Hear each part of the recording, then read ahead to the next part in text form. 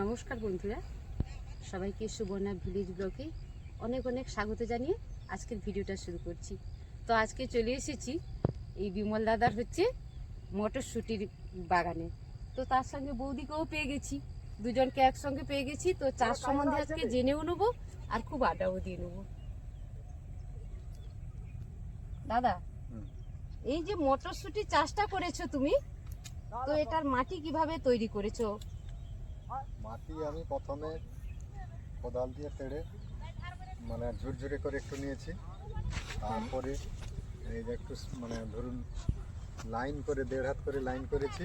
হ্যাঁ, তারপর হচ্ছে মাটি একটু রোদ লাগিয়ে মাটি যখন শুকনো হয়ে গেছে তারপরে সেচ দিয়ে আমি বীজটা রোপণ করেছি।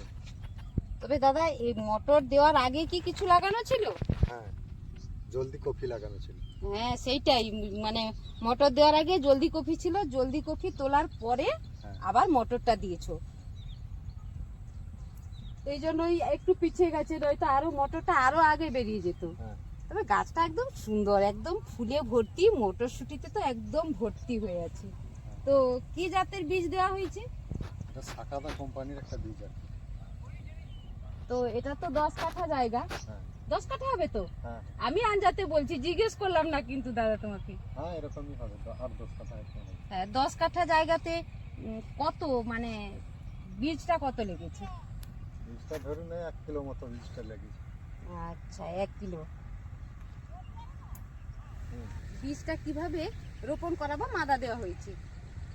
বীজটা আমি প্রথমে 1 ঘন্টা মতো জলে ভিজিয়ে নিয়েছি। হ্যাঁ, তারপরে এই ধরুন 1.5 হাত ছাড় মানে 1.5 মানে হাত দূরত্বটা। সাইনটা 1.5 হাত। হ্যাঁ, সেই 1.5 হাতের মধ্যে আমি 1 হাত 1 মুঠো এরকম দূরত্ব ছেড়ে হ্যাঁ। বীজটা দিয়েছি আর কি। আচ্ছা, আর আমরা যে মাদাটা দিই, মাদাতে কটা করে বীজ দেওয়া হয়েছে? ওই 2-3টা করে বীজ দিয়েছি। 2-3টে। আর লাগানোর সময় কি সার দেওয়া হয়েছে? লাগানোর সময় কিছু সার দেয়নি, কারণ এই যে জলদি কপি ছিল। হ্যাঁ, জলদি কপি তোলার পরে এটা আমি দিয়েছি। হ্যাঁ, গাছটা একটু মানে হচ্ছে বড় হওয়ার পরে হ্যাঁ।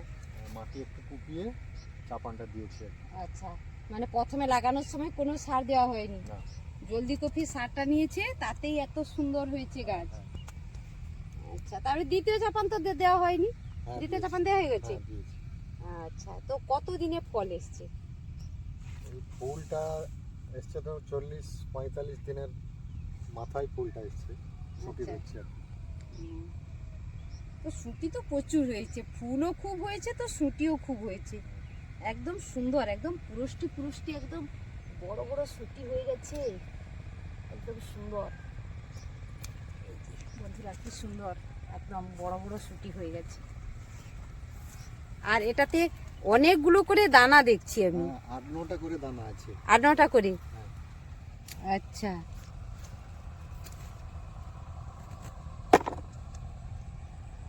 তো তোলাটা কেমন হয়?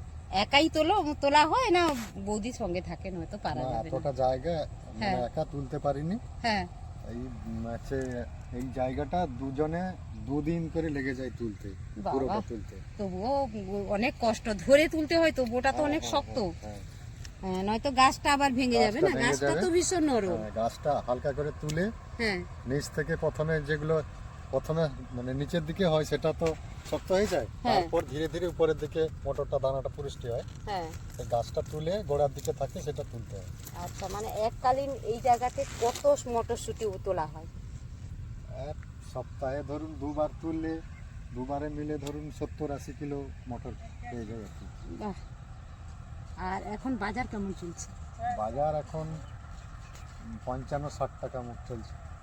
বাবা! আর খরচ কত হয়েছে দাদা এটাতে চাষ করতে? খরচ এই 4.5 থেকে 5,000 টাকা মতো খরচ হয়েছে। তো আমার তো মনে হয় একবার বিক্রি করলে মনে হয় সেই পয়সা চলে আসবে এক সপ্তাহে। হ্যাঁ, আমার পয়সা উঠে গেছে। আচ্ছা, পয়সা উঠে গেছে, খরচ পয়সা উঠে গেছে, মানে যেটা আছে সেটা লাভাংশ আছে আর কি। অনেক লাভাংশ, প্রচুর লাভ হবে। হ্যাঁ, আর গাছের ফলনও খুব সুন্দর, আর গাছটা খুব সুন্দর। এই গাছটা মনে হয় অনেক দিন টিকে যাবে গো দাদা। হ্যাঁ, গাছটা এখনো সুন্দর আছে না, একদম অনেক দিন টিকবে।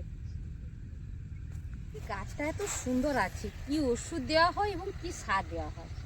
সারটা দিই আমি 20 এবং ডিএপি দিই, হ্যাঁ চাপান হিসেবে দুটো সার একসঙ্গে। হ্যাঁ, আর হচ্ছে মিক্সড করে দিয়ে দেওয়া হয় আর কি। 20-20তে নাইট্রোজেনের ভাগটা থাকে, ওই জন্য নাইট্রোজেনটা সরাসরি দেওয়া হয়নি, আচ্ছা, ডিএপি 20 দিয়ে দিই। হুম, আর ওষুধ বলতে লেদা লাগে, লেদার ওষুধটা দেওয়া হয়। আর হচ্ছে রোগ হচ্ছে পাতাগুলো সাদা হয়ে যায়। আচ্ছা, এই পাতা সাদা হয়ে গাছটা শুকনো হয়ে যায় আর কি, ওর জন্য ওষুধ দিয়ে এর রাখতে জন্য হয়। ওষুধটা দেওয়া থাকে। হ্যাঁ, এমিস্টাস্টপ বা ফাইমিসাইড ওষুধগুলো দিয়ে থাকলে গাছটা সুন্দর থাকে। আর কি বলতো, এই গাছ তো ভীষণ নরম আর মনে হয় মিষ্টি। হ্যাঁ। আমরা যখন মটরশুঁটিটা খেয়ে নিই তখন তো মিষ্টি, এই গাছে তো মানে এমনিতেই পোকা আসবে, ভীষণ নরম তো। হ্যাঁ, পোকা বেশি আসে না, ওই লেদা পোকা ছাড়া আর কিছু পোকা থাকে না। আচ্ছা, লেদাই কেটে দেয় আর কি, হ্যাঁ। ওই জন্য লেদার ওষুধটা দিয়ে হ্যাঁ, বেশি দিয়ে রাখতে হ্যাঁ। হয়। শুধু লেদার ওষুধটাই দিয়ে থাকে। আচ্ছা বন্ধুরা দেখো, একটা একটা মটরশুঁটির মধ্যে দানাগুলো শুধু দেখো, কতগুলো দানা আর কত সুন্দর পুরুষটি একদম। 10টা করে আছে, 10টা করে দানা আছে।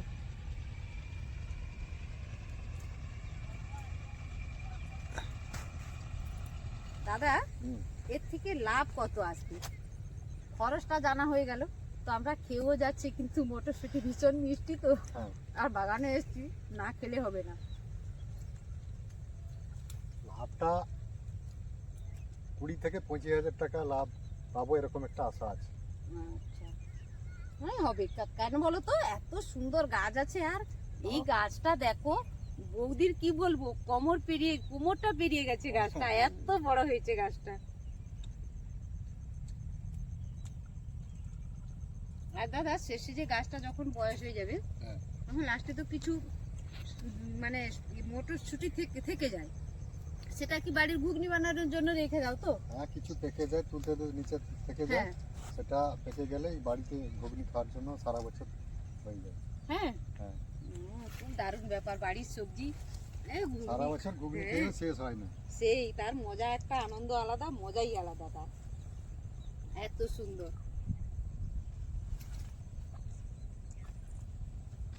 এইদিকে মটরশুঁটি দাদা পাকার মতো হয়ে গেছে, আমার কাছে একটা এসছে, হ্যাঁ, তোলা হয়নি এদিকটাতে। ওই থেকে যায়, গাছ প্রচুর তো, হ্যাঁ। ভিতরে ভিতরে থেকে যায়, হুম, সবটা তো লক্ষ্য পড়ে না। হ্যাঁ হ্যাঁ।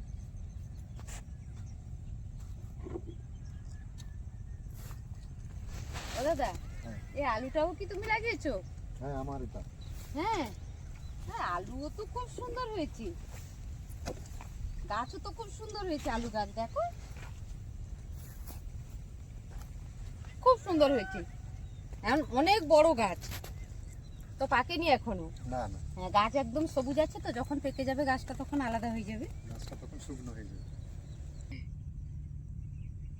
দাদা তো এদিকে আলু, এদিকে পেঁয়াজ, ওদিকে কফি, মানে এত বড় জায়গা বন্ধুরা, এখন আমি জানি না ফ্রেমে পুরো আসছে কিনা, ওদিকে বিনস, মানে কি বলবো, একদম বিনন্দ রাখালের চাষ করে ফেলেছে।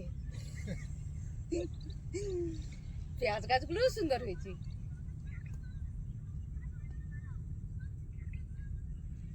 আলু পাকেনি বন্ধুরা, নয়তো কিন্তু আমি একটা মানে হাতে টেনে দিলেই কিন্তু আমি দেখাতাম আলু কিরকম হয়েছে। আলু গাছটা এখনো পাকেনি।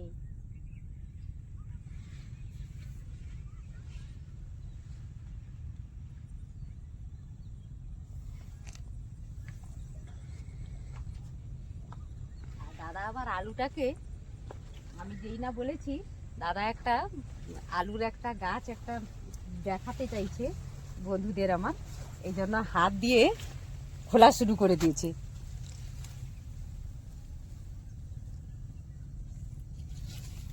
আসলে কি বলতো বন্ধুরা, আমাদের এখানে এই যে দাদা একটা উঠে পড়েছে আলু, হ্যাঁ, আমাদের কি বলতো সব জলদি কফি চাষ হয় তো এইদিকে, সব জলদি কফির পরে লাগানো হয়, তাই আমরা একটু দেরিতে চাষ করি। বড়। হ্যাঁ, এই যে একদম সদ্য আলু তো, যেন মনে হচ্ছে খোসা ছাড়ানো, এখনো কাঁচা আছে, আলুটা পাকেনি তো, কিন্তু আলু হয়ে গেছে, বড় হবে আলুটা, গাছ যখন পাকবে তখন আলুটা বড় হবে। আর আলুটা পাকলেও আমরা বেশি দিন বাড়িতে স্টোর করে রাখতে পারবো, তখন আর নষ্ট হবে না। হ্যাঁ,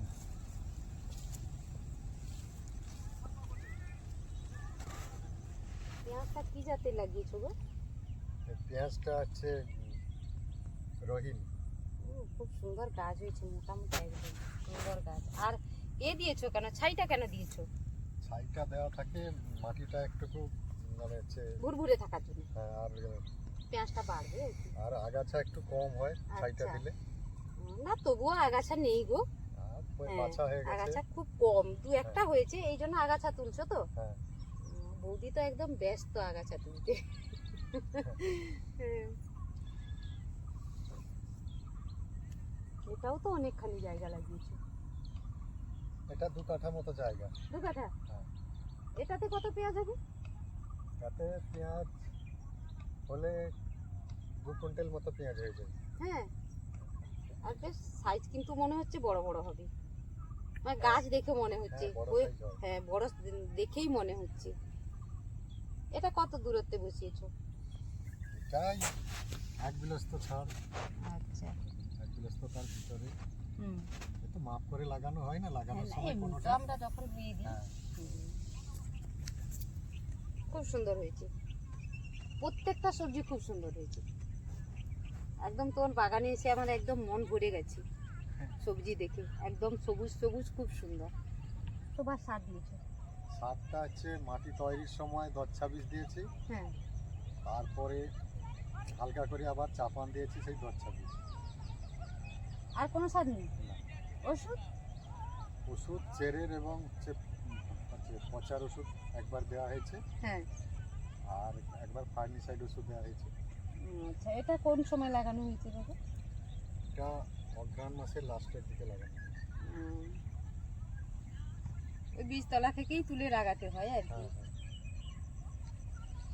হ্যাঁ। পুরোটাই আমার জলদি কপির পরে এগুলো আবার চাষ করা হয়েছে। হ্যাঁ, সেই পুরোটাই জলদি কপি লাগানো ছিল, জলদি কপির পরেই আবার সব নতুন করে দ্বিতীয়বার সব লাগানো হয়েছে। পেঁয়াজ, আলু, মটর, আবার ওইদিকেও কপি, ওই দিকের বাগানটাতে বিনস লাগানো আছে। বিনসটা শেষের পথে, অনেক আগে লাগিয়েছিল। আর এদিকে কফিও তো খুব সুন্দর হয়েছে। এটা কি জাতে লাগিয়েছো? এটা জলদির পরে জাতটা লাগিয়েছি, নোবেল বলে একটা জাত। আচ্ছা, এটা লেটের কফি, আমরা যাকে বলি লেটের কফি আর কি। হ্যাঁ, একদম বড় বড় হয়েছে একদম। আর গাছ বাপ রে বাপ, এক কোমর হয়ে গেছে। হ্যাঁ।